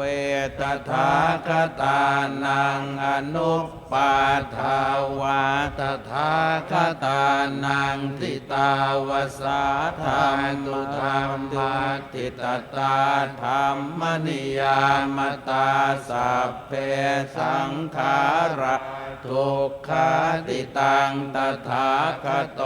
อภิสัมพุทธติอภิสัมเมติอภิสัมพุทธิตวาอภิสัมเมตตวาอาเจกติเทเสติปัญญเปติปัตถเปติวิวรติวิภัชติอุตตาเนกโรติสัพเพสังขาราทุกขาติอุปปาทาวาภิกขเวตถาคตานังอนุปปาทาวาตถาคตานังทิตาวสาธาตุธรรมาทิตตาธรรมนิยามตาสัพเพธรรมาอนัตตาติตังตถาคโตอภิสัมพุทธติอภิสัมเมติพุทธิตวาอภิสัมเมตตวาอาเจคติเทเสติปัญญเปติปัตถเปติวิวรติวิภัชติอุตตาเนกโรติสัพเพธัมมาอนัตตาติอิธัมมโวจะภคะวาอัตตมันเตภิกขุภะคะวะโตภาสิตังอภินันทุนติสัพเพสังขาราอนิจจาติยถาปัญญายปัสสติอัตถิพินตติทุกเขเอสมัคโควิสุทธิยาสัพเพสังขาราทุกขาติยถาปัญญายปัสสติอัตถิพินตติทุกเขเอสมัคโควิสุทธิยาสัพเพธัมมาอนัตตาติยถาปัญญายปัสสติอัตถิพินตติทุกเขเอสมัคโควิสุทธิยาอัปปกาเตมนุสเสสุเยชนาปารคามิโนอัฏฐายังอิตราปชาติระเมวันนุทาวติเยจะโขสัมมทัคคาเตธรรมเมธรรมานุวัตติโนเตชนาปารเมตสันติมาจุทัยยังอนุตตรังกันหังธรรมังเวปปหายสุขังภาเวทปันดิโตป กาอโนกัมมาคัมมวิเวเกยัตถตุรมังตัตตราภิรติเมตชัยยหิตวากาเมอากินจันโนปริโยทปัยยะอัตตานังจิตตกะเลเสหิปันดิโตเยสังสัมโพธิยังเกสุสัมมาตังสุภาวิตังอาทานปฏินิสสักเคอนุปาทายเยรตาขีนาสวาชุติมันโตเตโลเกปรินิพพุตาติวิชาปัจจยาสังขาราสังขารปัจจยาวิญญาณังวิญญาณปัจจยานามรูปังนามรูปปัจจยาสลายตนังสลายตนะปัจจยาปัสโสปัสสะปัจจยาเวทนาเวทนาปัจจยาตัณหาตัณหาปัจจยาอุปาทานังอุปาทานปัจจยาภวภวปัจจยาชาติชาติปัจจยาชรามรณังโสกปริเทวทุกขโทมนัสสุปายาสาสัมภวันติเอวเมตัสสเกวลัสสทุกขขันธาสสมุทัยโยโหติอวิชชายตเววะอาเสสวิราคนิโรธวาสังขารนิโรธโทสังขารนิโรธวิญญาณนิโรธโทวิญญาณนิโรธานามรูปนิโรธโทมรูปนิโรธาสลายตนะนิโรธโทสลายตนะนิโรธาภัสสนิโรธโทภัสสนิโรธาเวทนานิโรธโทเวทนานิโรธาตัณหานิโรธโทตัณหานิโรธาอุปาทานนิโรธโทอุปาทานนิโรธาชาวนิโรธโทภวนิโรธาชาตินิโรธโทชาตินิโรธาชรามรณังโสกปริเทวทุกขโทมนัสสุปายาสานิรุตชันติเอวเมตัสสเกวลัสสทุกขขันธาสนิโรธโทโหติยะถาเวปาตุภวันติธรรมาอาตาปิโนชายโตพรหมนัสสะทัสสะกังขาวปยันติสัพพายโตปชานาติสเหตุธรรมังยะถาเวปาตุภวันติธรรมาอาตาปิโนชายโตพรหมนัสสะทัสสะกังขาวปยันติสัพพายโตขยังปัจจยานังเวทิยถาเวปาตุภวันติธรรมาอาตาปิโนชายโตพรหมนัสสะวิทูปยังเตตติมารเสนังโสโรวะโอภาสยมันตะเลขันติติตังนันวาคัมมายนาปฏิกังเขอนาคตังยตติตังปะเฮนันตังอาปัตตังจานาคตังปัจจุปันนันจโยธัมมังตัตตตาตวิปัสสติอสังหิรังอสังกุปปังตังวิชาม นุโรหเย อัจเชวเกตจะมาตาปังโกชัญญามรณังสุเวนหิโนสังครันนะมหาเสเนนะมัจจุนาเอวังวิหาริมาตาปิงอโหรัตตมตันติตังตังเวพัตเทกรัตโตติสันโตเจกขเตมุนีเตภวตุสัพพมังกลังราคันตุสัพพเทวตาสัพตานุภาเวนัสทธาโสทิภวันตุเตภวตุสัพพมังกลังราคันตุสัพพเทวตาสัพพธรรมานุภาเวนัสทธาโสทิภวันตุเตภวตุสัพพมังกลังราคันตุสัพพเทวตาสัพพสังฆานุภาเวนัสทธาโสทิภาวันตุเต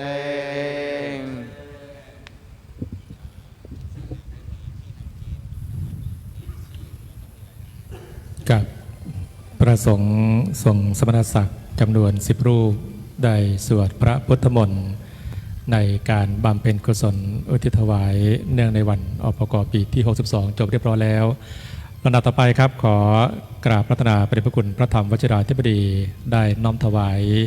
จตุปัจจัยทายธรรมแด่เจ้าพระคุณสมเด็จองค์ประธานสงฆ์และพระเดชพระคุณพระพรหมวชิราธิบดีตามลำดับขอกราบนิมนต์ครับ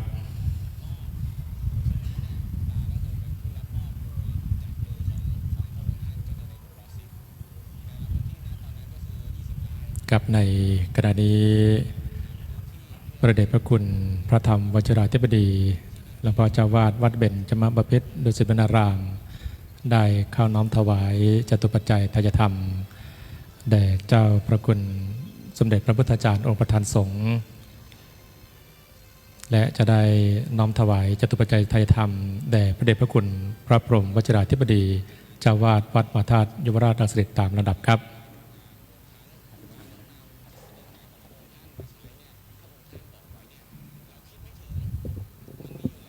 และในการนี้ขอประธานอนุญาตเจ้าพระคุณสมเด็จจากได้เรียนเชิญท่านพุทธศาสนิกชนศิษยานุศิษย์ได้น้อมถวายจตุปัจจัยทายธรรมตามรายนามลำดับดังนี้ครับ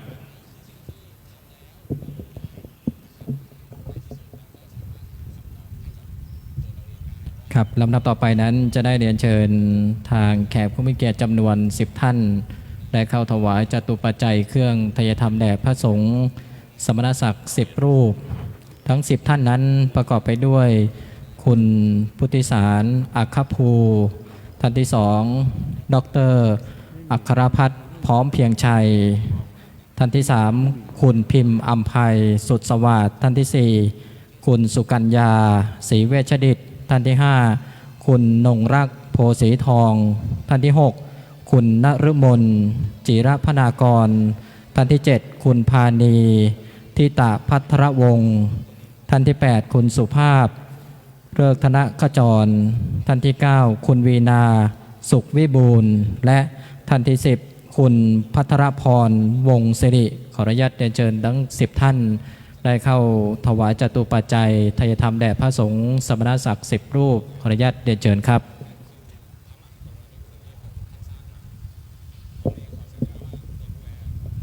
กับท่านผู้มีเกียรติทั้ง10 ท่านนี้นะครับเป็นทานบดีผู้ใจบุญเศรษฐีใจบุญในทุนใจดีได้ร่วมบำเพ็ญกุศลในการนี้ได้ร่วมอุปถัมภ์ร่วมเป็นเจ้าภาพและร่วมบำเพ็ญกุศล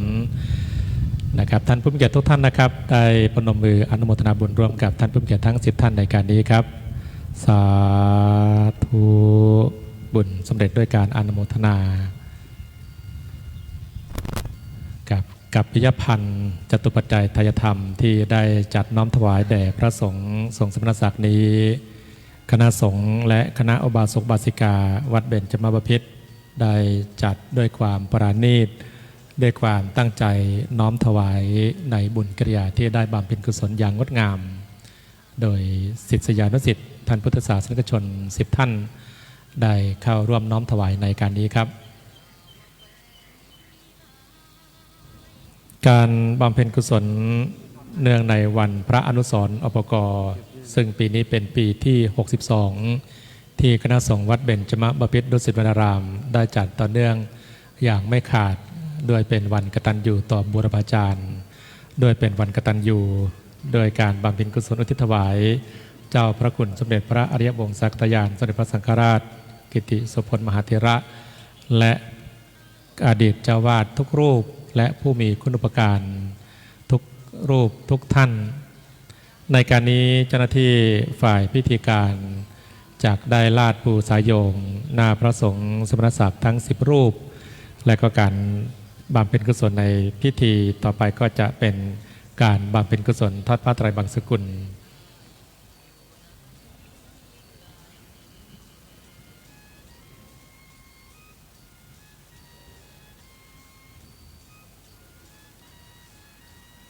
ครับในการนี้ก้าวกับผมขอกราบนิมนต์เจ้าพระคุณสมเด็จพระพุทธาจารย์องค์ประธานสงฆ์ได้เมตตาบำเพ็ญกุศลทอดผ้าไตรบังสกุลขอกราบพัฒนาด้วยความเคารพอย่างยิ่งครับ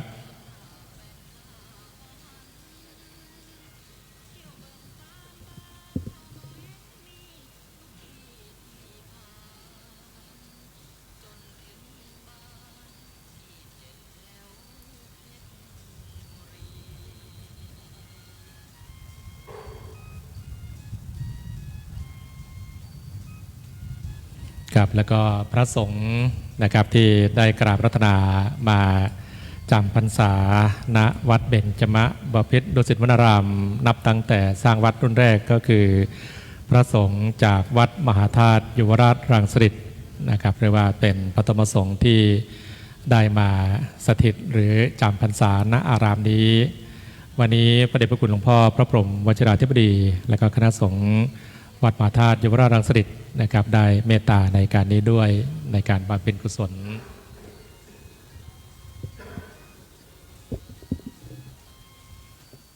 ครับในการบำเพ็ญกุศลทอดผ้าไตรบังสกุลนั้น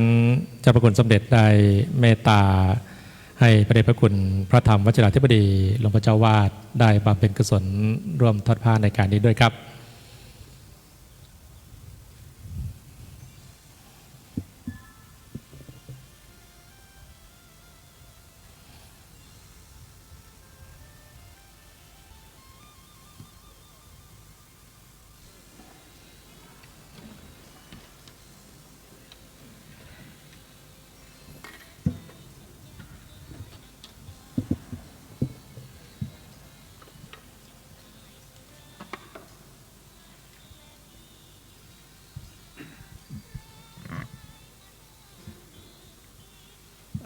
นิจจาวัตสังขาราอุปาทวยธรรมิโนอุปัชชิตวานิโรชันติเตสังอุปสโมสุโข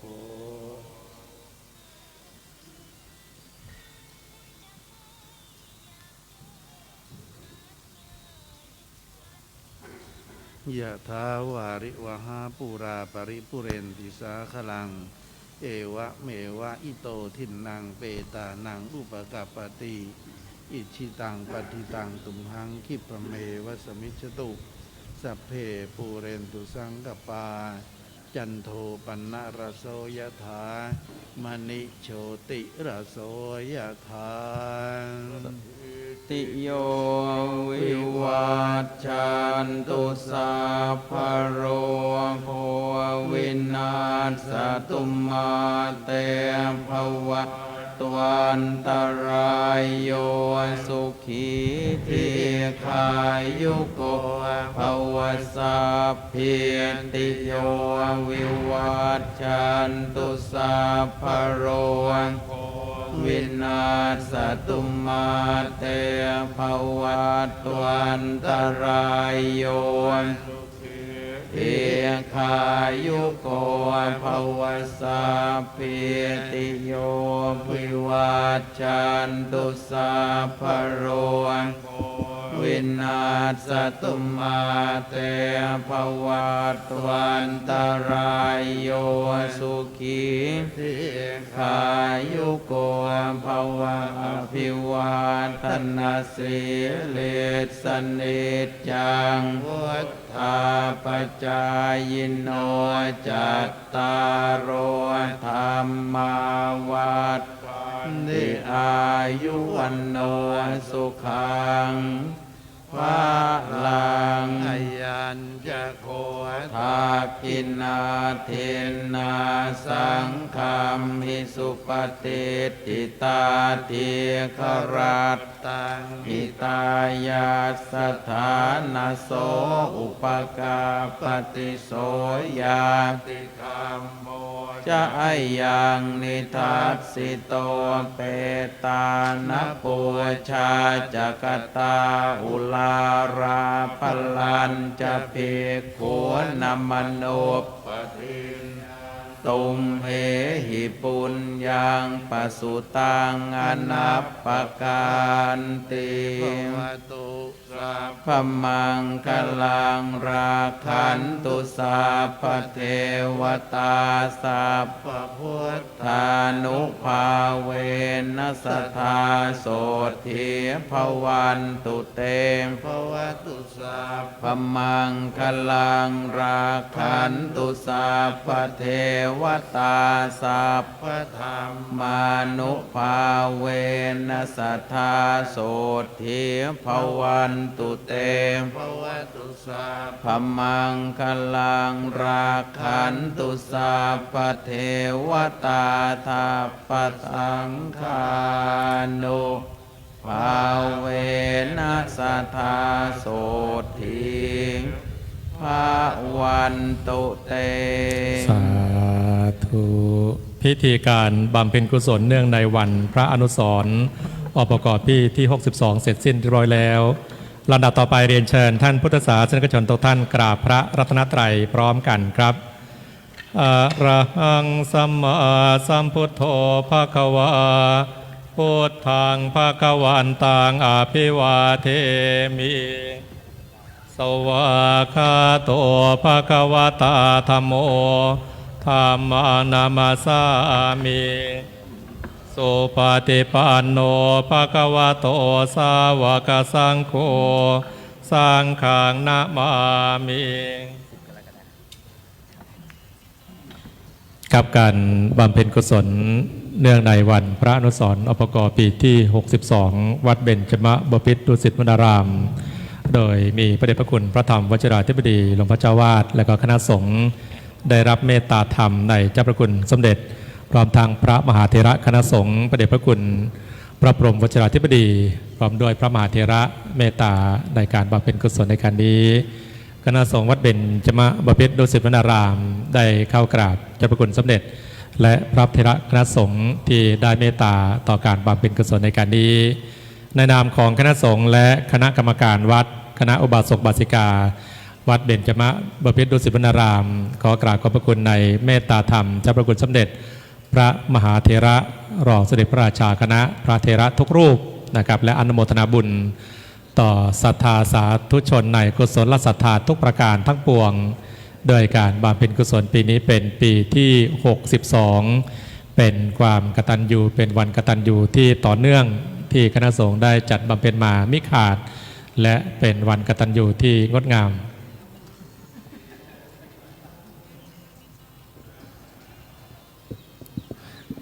กราบขอบพระคุณในเมตตาธรรมของพระมหาเถระทุกรูป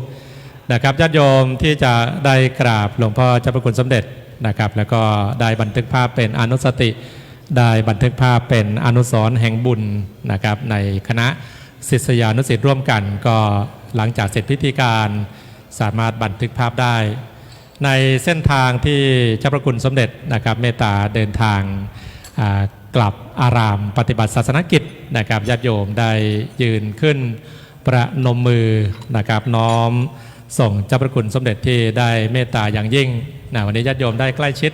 หลวงพ่อสมเด็จที่ได้เมตตาในการบำเพ็ญกุศลในการนี้กล่าวกับผมในนามของคณะสงฆ์วัดเบญจมบพิตรดุสิตวนารามข อกราบขอบคุณในเมตตาธรรมในเมตตาธรรมเจ้าพระคุณสมเด็จด้วยความเคารพอย่างยิ่งครับ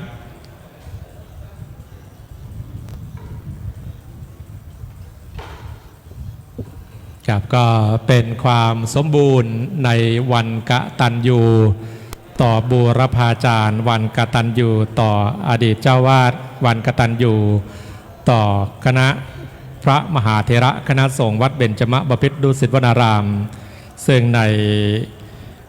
วัตถุประสงค์นะครับก็คือการบำเพ็ญกุศลอุทิศถวายเจ้าพระคุณสมเด็จพระอริยวงศากตยานสมเด็จพระสังฆราชกิตติโสพลมหาเถระเจ้าพระคุณสมเด็จพระวรรณรัตน์อุทยมหาเถระ